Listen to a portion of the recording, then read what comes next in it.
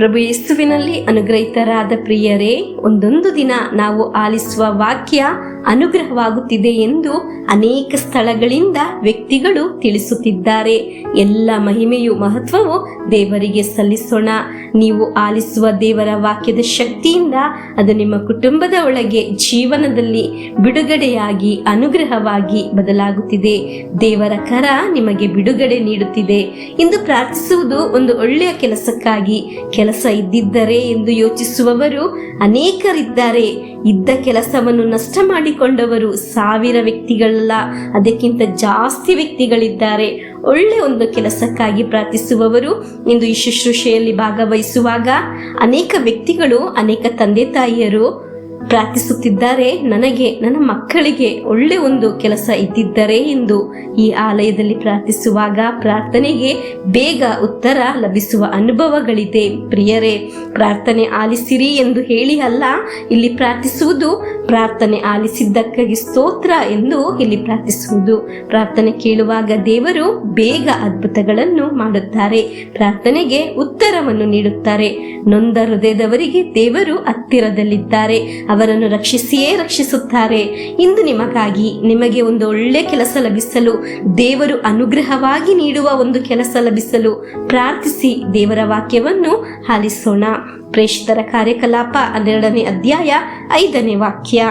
ಪೇತ್ರನನ್ನು ಹೀಗೆ ಸೆರೆಯಲ್ಲಿಟ್ಟಾಗ ಸಭೆಯು ಅವನಿಗಾಗಿ ಶ್ರದ್ಧೆಯಿಂದ ದೇವರಿಗೆ ಪ್ರಾರ್ಥನೆ ಮಾಡುತ್ತಿತ್ತು.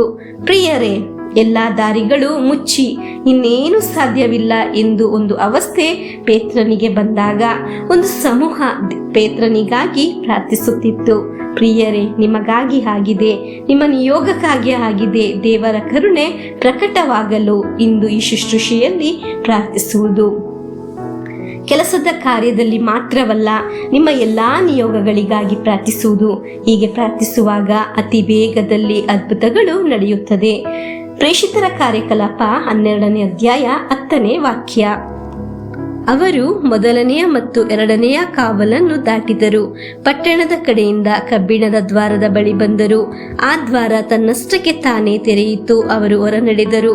ಬೀದಿಯೊಂದರಲ್ಲಿ ಹಾದು ಹೋಗುತ್ತಿರಲು ಒಮ್ಮೆಲೆ ದೂತನು ಪೇತ್ರನನ್ನು ಬಿಟ್ಟು ಅದೃಶ್ಯನಾದನು. ಪ್ರಿಯರೇ, ಯಾರಿಗಾಗಿದೆ ಪ್ರಾರ್ಥಿಸಿದ್ದು ಅವರಿಗಾಗಿ ಒಂದು ಬಾಗಿಲು ತೆರೆಯಿತು ಎಂದು ನಾವು ದೇವರ ವಾಕ್ಯದಲ್ಲಿ ಆಲಿಸಿದ್ದು. ಆದರೆ ದೇವರ ಕಾರ್ಯ ಅಲ್ಲಿ ಉಂಟಾಗಿ ಅವರ ದಾರಿ ತೆರೆಯಲು ಕಾರಣವಾಯಿತು. ಇದು ಮನುಷ್ಯರು ತೆರೆದ ಕಾರ್ಯವಲ್ಲ ಹೇಳುವುದು ಪ್ರಾರ್ಥನೆಗೆ ಸಿಕ್ಕಿದ ಉತ್ತರವಾಗಿದೆ. Hallelujah, amen. ಪ್ರಿಯರೇ, ನಿಮಗೆ ಕೆಲಸದ ಒಂದು ಹೊಸ ದಾರಿ ದೇವರು ತೆರೆದುಕೊಡುತ್ತಿದ್ದಾರೆ.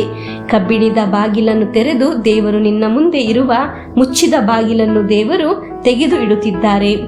ದೇವರು ನಿನಗಾಗಿ ಹೊಸ ಒಂದು ಬಾಗಿಲನ್ನು ತೆರೆಯುತ್ತಿದ್ದಾರೆ.